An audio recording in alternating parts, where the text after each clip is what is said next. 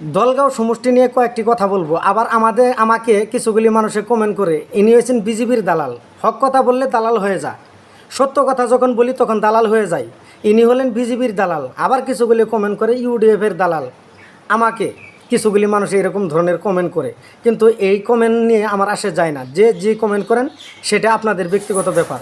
আপনি যে আমাকে দালাল বলে কমেন্ট করলেন, আপনিও একটা দলের যে কোনো দালাল বা যে কোনো একটা দলের সাপোর্টার। নইলে কেন আপনার শরীরে এত লাগে? আপনার শরীরে কেন এত লাগে? আমি সত্য কথাগুলি বলি, আপনার কেন এত লাগে? লাগার কারণ আপনিও একটা যে কোনো দলের একটা দালাল, সেই জন্য আপনি আমাকে দালাল বলতেছেন। আর দালালে দালাল চিনে, বুঝতে পারেন নাই?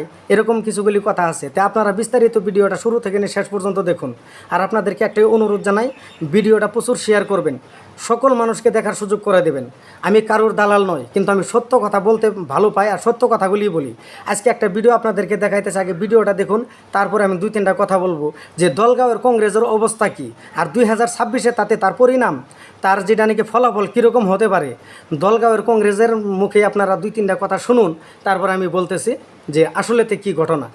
ইলিয়াস এমএলএর পর আদি করি যিমান তার তলতীয়া যিমান নেতা আছে প্রত্যেকে টকা লৈছে, পয়সা লৈছে।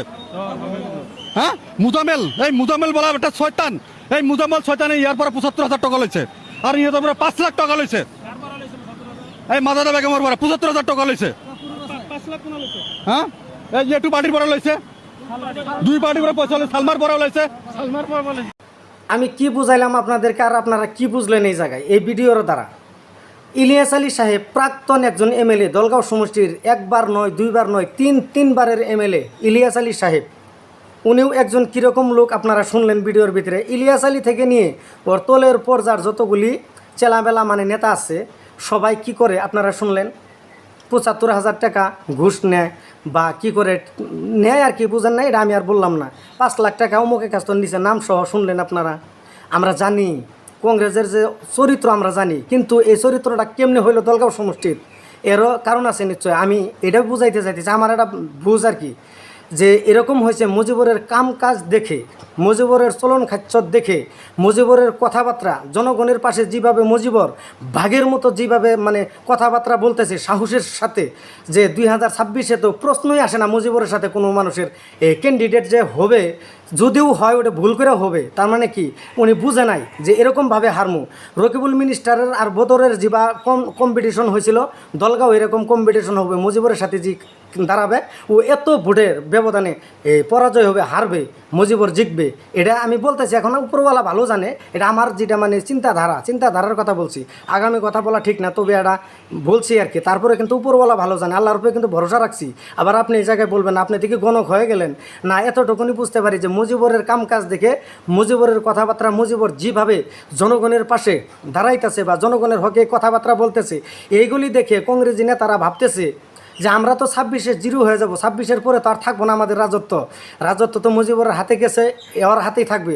তো এখনও সময় আছে, আমরা 2, 4, 5 লাখ, 75,000, 1.5 লাখ, 2 লাখ যাই পারি যার কাছ তো নিয়ে অন্তত কিছুদিন চলার জন্য ব্যবস্থা করি, এটাই হয়েছে। আর কংগ্রেসি মানুষ যদি কংগ্রেসের গিবত করে, কংগ্রেসি মানুষ যখন কংগ্রেসি নেতাদের উল্টা বলে, তখনই বোঝা যাইতেছে যে ওই জায়গায় কংগ্রেসে পাশ করাটা কীরকম কঠিন হবে আপনারা নিজেই জানেন, আর নিজেই তো আপনারা বুঝতেছেন। তো বিস্তারিত আপনারা ভিডিওটা শুনলেন, তো আপনারা কমেন্টের ভিতরে বলবেন।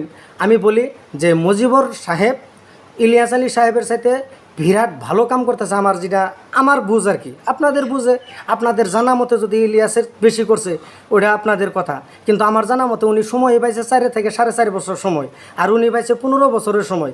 10 বছর 10.5 বছরের ব্যবধান, তাহলে ওনার কাম একটু বেশি হতেও পারে, কিন্তু 4 বছরের হিসাব করবা গেলে মুজিবরের কাম বেশি হয়েছে, এটাই স্বাভাবিক, এটা মানুষের মানতেই হবে। কিন্তু এতটুকুন বলতে পারি যে এনারা পয়সাটা এখন খাওয়ার মানে পয়সা নেওয়ার যেটা ধান্দা ধরতেছে, কেন জানে 26-এ আমাদের আর এই পাওয়ার থাকবে না, 26-এ আমাদের থাকবে না, আমরা জিরো হয়ে যাব।